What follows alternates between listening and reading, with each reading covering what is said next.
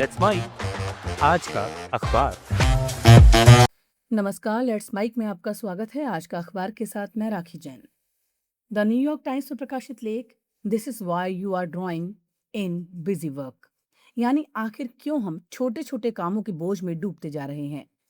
इसमें आधुनिक तकनीक और खासकर आर्टिफिशियल इंटेलिजेंस के एक ऐसे पहलू की चर्चा की गई है जिस पर आमतौर पर कम बात होती है। लेख कहता है, हमें हमेशा बताया गया है कि एआई इंसानों की नौकरियां छीन लेगा, लेकिन असलियत यह है कि बहुत से काम अब सीधे लोगों के कंधों पर डाल दिए जा रहे हैं। यानी जो काम पहले पेशेवर लोग करते थे, अब वही काम आम लोग खुद करने लगे हैं। और धीरे धीरे ये सुविधा एक अदृश्य बोझ बनती जा रही है। लेख की शुरुआत एक दिलचस्प उदाहरण से होती है। लेखक बताता है कि उसके घर के बगीचे में चूहा आ गया था। पहले वो किसी एक्सपर्ट को बुलाता, लेकिन इस बार उसने चैट जीपीटी से सलाह ली और खुद ही जाल लगाकर चूहा पकड़ने की कोशिश की। काम सफल नहीं हुआ, लेकिन उसे एक संतोष जरूर मिला कि उसने खुद कोशिश की। लेखक कहता है, आज यही भावना दुनिया भर में फैल रही है। लोग टैक्स भरने से लेकर घर की मरम्मत, मेडिकल सलाह और बैंकिंग तक के काम खुद करने लगे हैं, क्योंकि एआई उन्हें रास्ता दिखा रहा है। लेकिन लेख का असली सवाल यही है, क्या ये सचमुच आजादी है या फिर एक नया तरह का अनपेड लेबर। लेखक याद दिलाता है कि इतिहास में भी ऐसा पहले हो चुका है। कभी कपड़े धोने का काम अलग पेशेवर लोग करते थे, फिर वॉशिंग मशीन आई और ये काम घरों के भीतर चला गया। बाहर से देखने पर लगा कि मशीन ने मेहनत कम कर दी, लेकिन असल में घर की महिलाओं के हिस्से में और ज्यादा काम आ गया। यानी नौकरी खत्म हुई, लेकिन काम खत्म नहीं हुआ। बस उसका बोझ समाज के दूसरे हिस्से पर शिफ्ट हो गया। लेख कहता है कि आज एआई उसी प्रक्रिया को और बड़े स्तर पर दोहरा रहा है। सुपरमार्केट में सेल्फ चेकआउट मशीनें ग्राहक से ही सामान स्कैन करवाती हैं। ऑनलाइन टिकट बुकिंग ने ट्रैवल एजेंट का काम यात्रियों के हाथ में दे दिया। अब एआई मेडिकल बिल समझने, टैक्स भरने, बीमा कंपनियों से लड़ने और कानूनी सलाह दिलाने जैसे काम भी लोग आम लोगों से करवाने लगा है। यानी कंपनियां कर्मचारियों पर खर्च बचा रही हैं, लेकिन लोगों का समय और मानसिक ऊर्जा खर्च हो रही है। लेख ये भी मानता है कि इसके फायदे हैं। जैसे बहुत से लोग जो कभी महंगे वकील या अकाउंटेंट नहीं रख सकते थे, अब एआई की मदद से कुछ हद तक वो काम कर पा रहे हैं। लेख का सबसे अहम तर्क ये है कि ये नया सेल्फ सर्विस मॉडल लोगों को धीरे धीरे थका रहा है।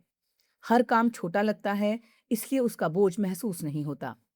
लेकिन जब इंसान हर चीज खुद करने लगे, बैंकिंग, टैक्स, इलाज, बुकिंग, शिकायत, रिसर्च, तो उसका समय लगातार टूटता बिखरता रहता है।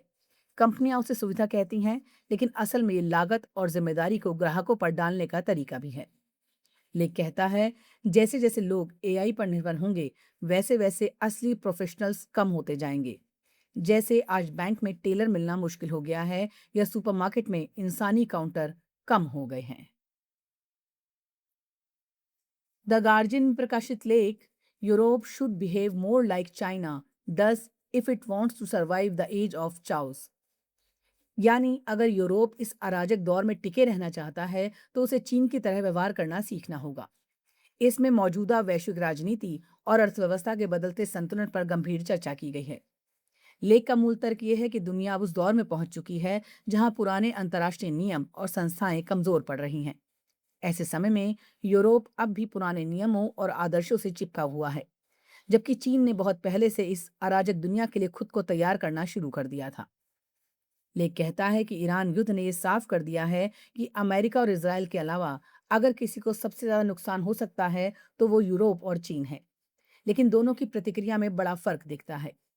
यूरोप घबराया हुआ दिखाई देता है, ऊर्जा की कीमतें बढ़ रही हैं, सुरक्षा संकट गहरा रहा है और उद्योगों पर दबाव बढ़ रहा है। वहीं चीन काफी आत्मविश्वास के साथ आगे बढ़ रहा है।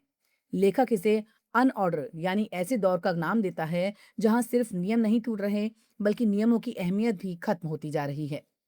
लेख के मुताबिक यूरोप ने पिछले कई दशकों में अपनी सुरक्षा नाटो के भरोसे छोड़ दी।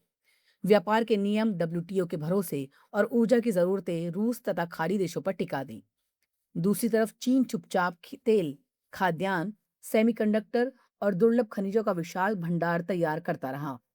उसने भविष्य की तकनीकों जैसे इलेक्ट्रिक गाड़ियां, बैटरियां, सोलर पैनल और ड्रोन, इस पर कब्जा मजबूत किया। यानी चीन ने आने वाले संकटों के लिए खुद को पहले से ही तैयार कर लिया। लेख चेतावनी देता है कि यूरोप का असली खतरा सिर्फ ट्रंप की अमेरिका नहीं बल्कि चीन की आर्थिक ताकत भी है। यूरोप की हरित ऊर्जा क्रांति तक काफी हद तक चीन पर निर्भर हो चुकी है। Battery, electric vehicle, solar panel, यहां तक कि विंड एनर्जी सप्लाई चेन तक में चीन का दबदबा है। अब जब यूरोप रूस के खतरे के कारण अपने सैन्य ढांचे को मजबूत करना चाहता है, तब भी उसे कई अहम सैन्य सामग्रियों और तकनीकों के लिए चीन पर निर्भर रहना पड़ रहा है। लेख बताता है कि दुनिया की 80% ड्रोन सप्लाई चेन चीन के हाथ में है और यूरोपीय संघ में इस्तेमाल होने वाला 97% मैग्नीशियम भी चीन से आता है। लेख का सबसे अहम संदेश यही है कि यूरोप को अब सिर्फ नियम आधारित व्यवस्था के भरोसे नहीं रहना चाहिए, उसे अपने हितों की रक्षा के लिए ज्यादा रणनीतिक और व्यवहारिक बनना होगा। अल जजीरा में प्रकाशित लेख हंटा वायरस का ये प्रकोप कहां से शुरू हुआ और अब तक कहां-कहां फैल चुका है। इसमें एक रहस्यमयी और चिंताजनक स्वास्थ्य संकट की कहानी सामने रखी गई है। लेख बताता है कि कैसे एक क्रूज जहाज पर फैला वायरस अब कई देशों तक पहुंच चुका है और दुनिया भर की स्वास्थ्य एजेंसियां इसकी जड़ तलाशने में जुटी हैं। लेख के मुताबिक एमवी होल्डेंस नाम का एक क्रूज जहाज जो दक्षिण अमेरिका से यात्रा पर निकला था, अब एक अंतर्राष्ट्रीय स्वास्थ्य चिंता का केंद्र बन गया है। जहाज पर मौजूद कई यात्रियों में हंटा वायरस संक्रमण की पुष्टि हुई है या उसके लक्षण पाए गए हैं। अब तक 3 लोगों की मौत हो चुकी है और कई अन्य निगरानी में हैं। हालात इतने गंभीर हो गए कि स्पेन के कैनरी द्वीप के पास जहाज को रोककर यात्रियों को अलग अलग देशों में विशेष निगरानी और क्वारंटाइन करने के लिए भेजना पड़ा।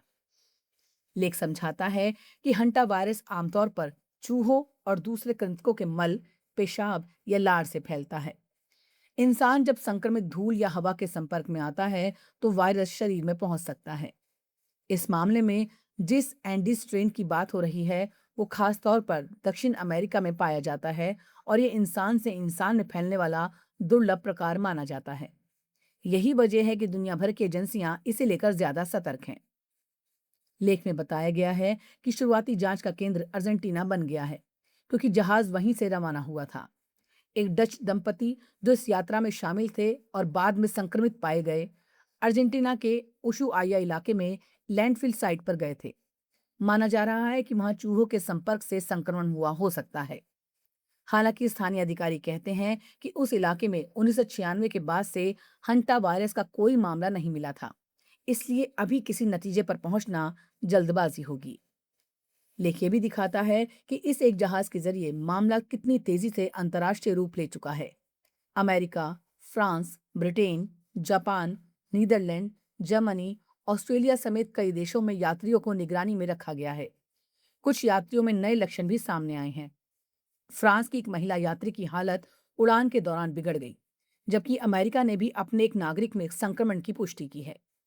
अलग अलग देशों ने अपने नागरिकों को सैन्य विमानों और विशेष चिकित्सा निगरानी के जरिए वापस बुलाया है। लेख के जरिए एक बड़ा संदेश ये भी दिया गया है कि आज की दुनिया कितनी जुड़ी हुई है। एक वायरस किसी दूर दराज इलाके में पैदा होता है, लेकिन कुछ ही दिनों में वो कई देशों तक पहुंच सकता है। यही कारण है कि विश्व स्वास्थ्य संगठन लगातार निगरानी, टेस्टिंग और लंबी क्वारंटाइन प्रक्रिया पर जोर दे रहा है। कुल मिलाकर ये लेख सिर्फ एक वायरस की खबर नहीं है, बल्कि आधुनिक दुनिया की उस सच्चाई को सामने लाता है जहां बीमारी, यात्रा और वैश्विक संपर्क एक दूसरे से गहराई से जुड़े हुए हैं। लेख कहना चाहता है कि दुनिया अभी भी महामारी जैसे खतरों से पूरी तरह सुरक्षित नहीं हुई है और किसी भी नए संक्रमण को हल्के में लेना भारी पड़ सकता है। आज का अखबार में फिलहाल इतना ही। जुड़े रहिए लेट्स माइक के साथ। नमस्कार। आप सुन रहे थे let's mic more than radio. Follow कीजिए हमें हमारे सोशल मीडिया प्लेटफॉर्म्स पर। It's time for news. It's time for more than radio. Presenting the first radio news app, Let's Mic. Let's Mic, a news-based app on your phone where you get to watch and listen news, talk shows, interviews, radio show podcasts. On Let's Mic, you get all relevant information of TV, print, radio, podcast, and digital.